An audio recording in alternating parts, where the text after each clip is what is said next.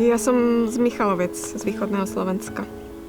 Ja som, okrem toho, že som malovala, tak som tvorila s takou detskou hmotou, moduritem. A strašne mi to šlo. Až ma to nebavilo, jak mi to šlo.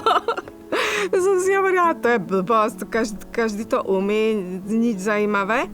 No ale keď som úplne jeden čas dostala krvácanie do očí ve 22 letech, no a stále mi hovorili, ešte vás zoperujeme, ešte vám to vyčistíme, ešte sa to možno vráti. No a trvalo to rok a ako vrátilo sa ten zrak na 3 dní a zase sa to zatiahlo. A celý rok som stále čakala, že budem vidieť a tak som si spomenula, že to modelovanie mi šlo, ma bavilo a tak mi mamka donesla keramickú hlínu a začala som tou hlínou tráviť čas, kým začnem vidieť. No tak ja si predstavím sochu, jak ju oblečiem, jak bude sedieť, jak sa bude tváriť.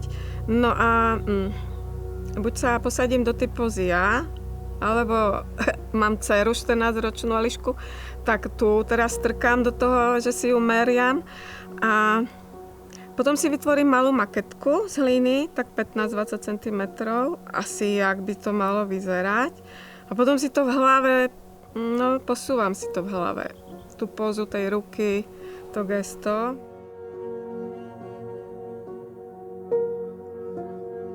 A nakoniec to robím také pre seba, že do každej tej ženy vložím 2 srdiečka, že ona, každá to tam má.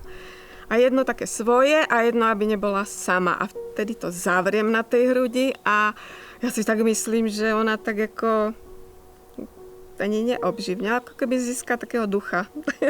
To si robím tak pre seba. A vždycky ku koncu, keď dokončujem sochu, tak do nej vložím dušu, 2 srdiečka, aby nebola sama.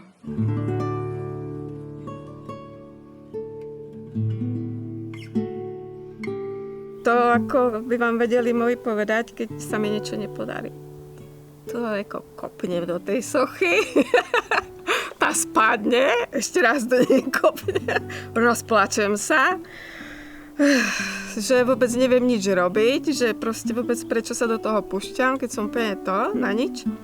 No a prejde tak ako pol hodiny a poviem môjmu, vieš čo, zošrotuj to, daj to do miešačky a ja musím robiť znova. Upracem, povysávam, namiešame hlinu znova a strašne sa teším, že to robím znova.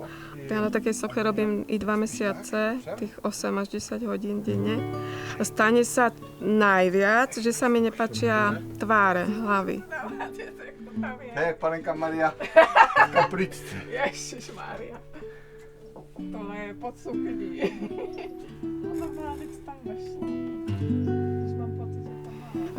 Ani asi nemám sen. Mne sa splnili sny také, čo som ani nevedela, že ich mám ako sen, ale spätne si hovorím, že to som mohla mať ako sen.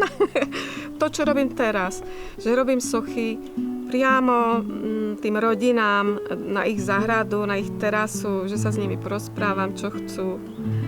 Že to je asi, že sa stretávam s tými ľuďmi, ostávam s nimi aj v kontakte, aj sme priatelia a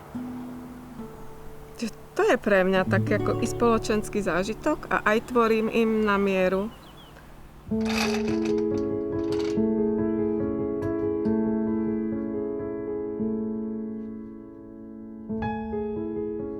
Teraz je to taký pocit, že som ja spokojná a že viem, že mám svoju cenu a sama pred sebou.